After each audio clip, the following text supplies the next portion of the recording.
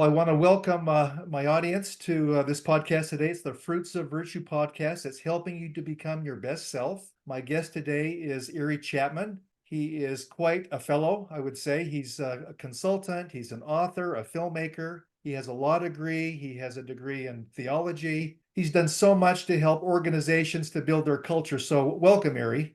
Well, thanks very much, Michael. I'm glad to be with you, and I'm glad we got the Zoom call all set now. And thank you for doing a series like this. Absolutely. Would you give our audience a little bit of information about who you are, your background, and your career? Well, I'll try to do this briefly, and the only reason I even say that is because I'm now so old that I've had a long career. I started as a trial attorney and then was recruited into healthcare to run a hospital way back in 1975, 76, 77. And again, I'd been a trial attorney, so it was a big shock to go from one place to the other. In fact, the only reason I'm raising it here, Michael, is because people ask me how I got in. I've now run 3 different hospital systems. And people ask me how I got into this, and the strange answer is that I was recruited by a friend of mine from church, whose only basis for inviting me to come in and train as a VP for a year to become president there, his only basis was the church board. And he said, I saw you on that board, and I thought, well, this guy's a natural leader. I don't know if that's true, but that's all he would ever say to me was the reason. So I took over a hospital in inner city Toledo, Ohio, and we got such a good result there. When I came into the hospital and didn't know the area at all, really didn't understand much about hospital function, I asked myself the question with the area I was comfortable in: who is my client here? Who is my client? And the 3rd or 4th day I was there was a code blue because somebody had a heart attack upstairs. And I get up out of my chair and I start walking toward that room number. And I stopped and thought, well, what am I going to do there? Draft a will? And that's when I started to wonder, who is my client? Here's the key answer. The client was not my patient. As a leader, my client was that first-line staff taking care of the patient. So I developed way back 50 years ago a simple phrase that the number one job of a leader is to take care of the people who take care of people. So that if leaders, who will often spend time going in to talk to patients, if they would instead focus their energy on helping support that first-line staff, then that first-line staff will pour it on. That has been proven to be true 3 consecutive systems. I then went from there to being selected at age 39 to head the largest hospital in Ohio, a 1,000-bed hospital in Columbus named Riverside Methodist. And from there, we started a system which is now 20 hospitals. And then from there, I went down to Nashville and took over the largest hospital down here and wrote a book called Radical Loving Care, and including hosting a television show while I was running the hospital, which was about healthcare. But that principle, that core principle for leaders, take care of the people that take care of people, is the reason why we developed at all 3 hospitals peak patient satisfaction, because we had peak employee satisfaction. And the magic that came out of that, Michael, is that from that employee satisfaction, we developed an astonishing level of high quality, high compassion, and almost as a side effect, terrific financial results. So that's what people were surprised by. They would say to me, gee, you do all this loving care stuff, your employees will take advantage of you. And I would say to them, well, I've been doing that. It's not happening. And I said, I'll tell you how employees will take advantage of you. If you scare them and make them hate the place and be afraid of you, then they're going to figure out how to sabotage you. But we didn't do that. And I'm glad Jake Erickson follows that approach under your encouragement of taking care of the first line staff. So that's the core message: high competence, high compassion. So you're talking about radical loving care, and I read your book, and we tried to apply that in the hospital setting where I worked for a time. What are the origins of this? How did you draw upon these principles when you became an administrator? I developed the principles, Michael, I would say, we all kind of reach back to our consciously or subconsciously to our childhood. And I had the great benefit of having a wonderful father and mother, and my dad's job was running YMCAs around the country. And he would take me around with him, and I watched the energy that he brought with him. I think once again, People are watching like little kids. They kind of hear their parents, but what they're really doing is watching and modeling to some degree, greater or less extent, what they're hearing. And the same is true with leadership. The YMCA, as you know, is based on spirit, mind, and body. I heard that when I was a young boy and watched my dad practice it. But then I went off into being a trial attorney, which was very different. But after 7 years of that, I got kind of drawn into this faith-based hospitals, starting with an Episcopal hospital and then a Methodist hospital, which became a Catholic hospital. So people can decide if I got, closer or further away, but they were all faith-based. And that was important to me that it was, because it kept people closer to mission. So the way I got these principles developed was by partly doing what a lawyer does. You kind of watch the jury. What is the jury? What's holding their attention? I'm going to call it a mission or a calling. I think leadership of hospitals, whether for-profit or nonprofit, works best when the leaders see it as a calling, not just a job, but a calling. Yeah. And that's how it felt to me after I was there at the hospital for a while. If you feel called to the work, then the strange thing that happens is answers start coming to you about what is going to be most effective, what's going to work. I kind of felt my way initially, but then I could see what was working. And that approach, together with one more big thing, if you ask yourself, what is the vision of this organization? What's going to inspire people? I think you have to first ask, are you inspired as the leader? Do you feel a sense of this as a ministry? Then you start figuring out now what would inspire people is not just, well, we want to do a little bit better job. We want to really care for people. What inspires you, Michael, as you know, is things like that mother test that we developed. That's the reason I end up doing a lot of consulting, trying to talk through with people how you learn to bring the best out of people. What causes them to back up and show their worst? Maybe you could talk a little bit about the nuts and bolts, right down to the line worker, in the halls, in the patient rooms. What is it that really constitutes a servant's heart?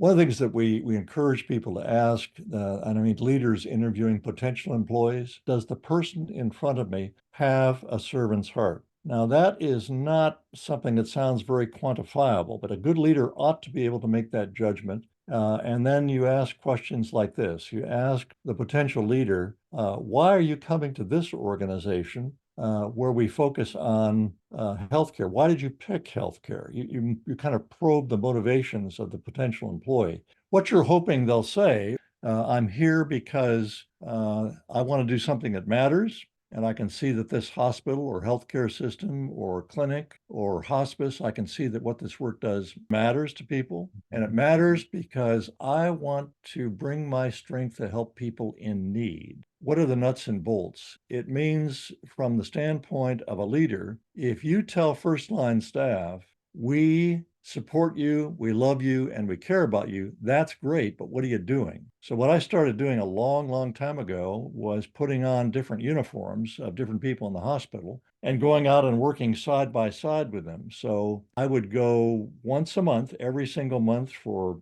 decades. I'd put on, for example, a housekeeping uniform, and I would go down and work half a shift in housekeeping. Now, what I was mainly doing was trying to stay out of the way of the folks that were really doing the work. But what I was trying to do was honor that by working side by side. In fact, I would wear that housekeeping uniform around a lot. And the very first time I did it, I'm walking down the hallway, and you asked about nuts and bolts. It turns out that modeling that behavior of dressing like a person, not doing it once, you got to do it over and over again. If you do it one time, the employees think, well, that's just a trick. He's doing that for, some story or whatever. Yeah. But if you do it every month, for year after year after year, people start to say, this guy really does care about the first line staff. That simple act, which we got Jake to do finally, I say finally because most leaders are reluctant. But Jake Erickson at Brigham did end up doing that and immediately told me how effective it was. So we teach a second thing in the nuts and bolts called rounding. And rounding is leaders going around like doctors do. But the rounding questions are important. When people see, I call this entry impact, like first impression. As soon as people see a leader, they have a certain reaction. And if a leader goes up onto the floor in a hospital and nursing staff, housekeepers, whatever, turn and goes, oh my gosh, there's a leader. Oh, and they get scared, there's a problem with the energy. And on the other hand, they don't want to see a person coming down the hall as Mr. Nice Guy who never makes a decision and just like Mr. Goodfellow slapping people on the back, but doesn't really do anything. So the balance there is what Martin Luther King called being tough-minded and tender-hearted. Tough-minded, tender-hearted. The bottom line result is higher patient satisfaction, higher employee satisfaction, and the surprise result is that you get a great improvement in the bottom line. Interesting. So, you worked primarily in healthcare settings, taking care of people in a direct way. Does this apply to other businesses and organizations? Well, it works in any organization that's service oriented, certainly. And I would say it works in any organization that's product focused as well, because the employees, the first line staff, and I say again, first line staff, I tell people no one comes into the hospital, into the ER and says, have you got enough executives here? They want to see the first line caregivers. And, in the hospital side, before we get to other businesses, in the hospital side, hospitals are just serious places. Nobody wants to be in a hospital or go to a hospital. That's what I had when I was a lawyer. Nobody wanted to be in the courtroom. Since nobody says on Saturday night, what shall we do for fun? Let's go to the hospital. Leaders have got to understand that. And they got to figure out, I got to figure out a way to make this a place where staff feels supported. And when you're out there working side by side, that means you're not in your office. First line staff people, especially in the hospital I was running in Columbus, 6,000 employees, and similar number down in Nashville. That first line staff, I don't think much necessarily of the people in the coats and ties because they know those people aren't really doing the work. We're doing the work. When people would ask me for a raise, Michael, I would always say to them, the first line staff, I'd say, I wish I could pay you $1 million. And they know I can't do that, but it was a signal to them of how much they were valued. So I'd say in any business, any leader who is sharp enough to realize that if they tune their ear to what the first line staff, what matters to them, and they try to meet those needs or do their best to be sincere about trying to meet those needs, then they're going to get success. That doesn't mean they got to pay them twice their current salary. It does not mean that. And people used to say, gee, Erie, here, I would tell a leader, for example, I certainly fired a number of people across my career. And sometimes they would say to me, I thought this was about loving care. And I would say, it is about loving care, which is why I'm having to let you go because you're violating our rule. You're scaring your staff. They respect you, but they so dislike you for the way you're scaring them that they're underperforming and they're not giving you the ideas they have because they're afraid of you. Wow. So I would let those folks go. And everybody else is watching when that happened. And they would see that I got rid of not only that, but doctors. We moved doctors off the staff that were scaring the OR staff by throwing instruments. We just moved them off the staff. And that word spreads pretty quickly. It's kind of common sense, but it's uncommonly practiced. So how about someone who is self-employed or they work in a small or a medium-sized organization and they want to be like this, they want to be more caring, more compassionate, but they don't know how to approach leadership to see if leadership would be open to this idea of more love, more of a service principle in an organization? I think that's an especially intriguing thing because now, after years of running large organizations, I've been heading up a nonprofit foundation that I run, which is a family foundation. And what we do is we give grants to organizations that are supporting compassionate leadership.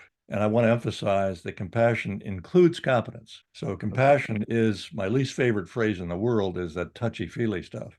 No one that's worked with me thinks when they've actually worked with me, he's one of those touchy-feely guys because we're tough-minded as well as tender-hearted. If I'm running a medium-sized organization, it's easy to apply all of that. But if I'm in an organization of two people, it depends on how I treat the person I'm working with and whether I'm working with someone whose values I respect. Mm-hmm. And if I'm working all alone, which I am a lot of the time now, I'm out there doing what I'm doing right now. I'm advancing the principles, not just what I believe, but I know this works. And people listen to me, Michael, because they've read my book, Radical Loving Care, and they've seen how successful it is. The silliest question I get asked is people who say, what's your trick? Yeah. When a potential client calls me and says, what's your trick? I'll tell them, no trick here. And if you're looking for a trick to change patient satisfaction in 2 months, I haven't got one of those. I can tell you the core idea, and then I'll start talking about taking care of the first line staff, and they nod their heads and they go, uh-huh.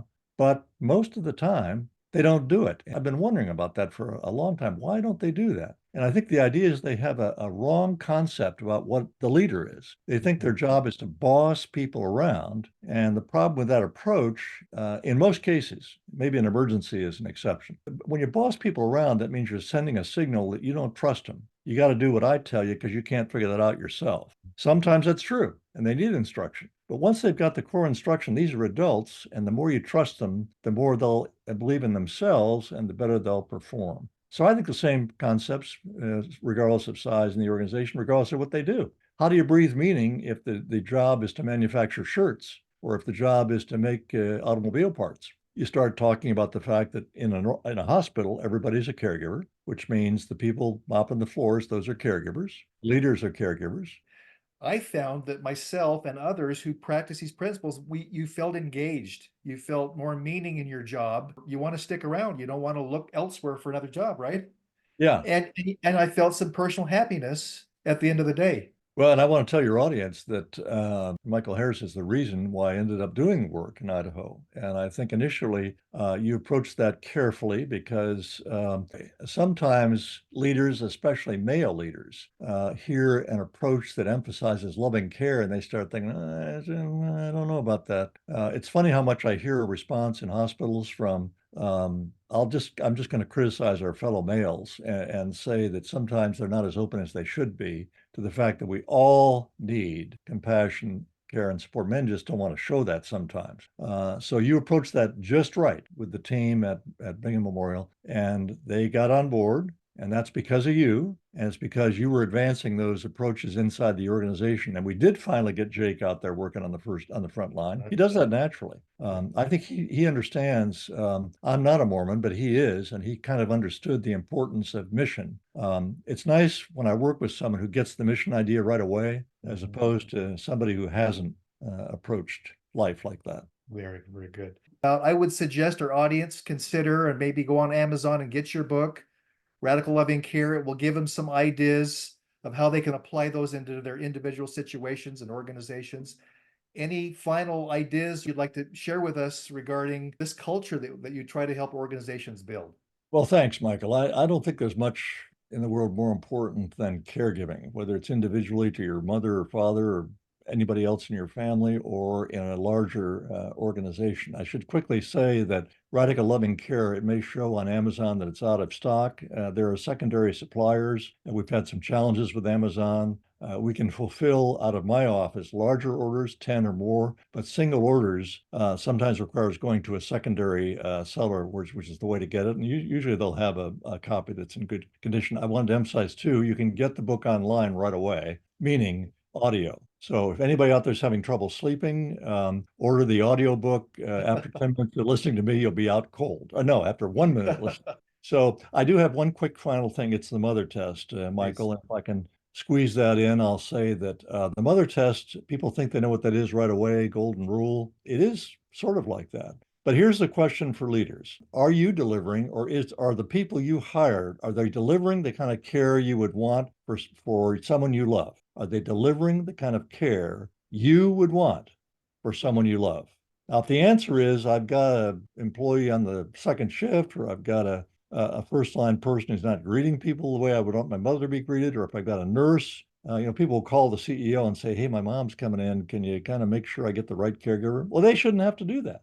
So if that leader determines there's somebody that they don't want taking care of their loved one, why is that person there? And then, as you know, we follow an approach, which means, well, we kind of flag that individual and we basically give 6 months for them to improve along the lines we've set for that. And if they're not able to deliver care in the way we'd like for our mothers or anybody else we love, if you don't like your mom, then the answer is either move them to a different job or more likely out the door. So we want them to fulfill two requirements: ability to give competent care in a compassionate way. That's it. If they can't do that in ways we'd like, that's some other test. It's either up or out the door. And we're pretty tough about that in the approaches I take. So I hope that the number one thing people recall from all this is to view your work as a calling. And if you don't experience it as a calling, maybe it's time to think about some other job. People with a calling they get tired, like people who see it just as a job. People who see Yeah. it just as a job wear out after a while. People who see it as a calling, they wear out too, but they come back because they know they're needed and they know that they have the chance to give a ministry of loving care. And that's the number one motivator. Erie, thank you so much. Erie is a wonderful human being. He's a healer, he's a change agent. You've made a big impact on our country and healthcare and other organizations. Thank you so much, and hope your ministry continues to go forward. Thank you, Michael. And that's the reason we do the ministry. I work for free. My foundation gets paid, but I work for free because I believe in this work. And I'm very grateful to have a chance to spread it to some other people as well and encourage them in their work. Thank you, Michael, and blessings to you. Thank you so much. All the best, Erie. Okay, thanks. Take care. Bye bye. Bye.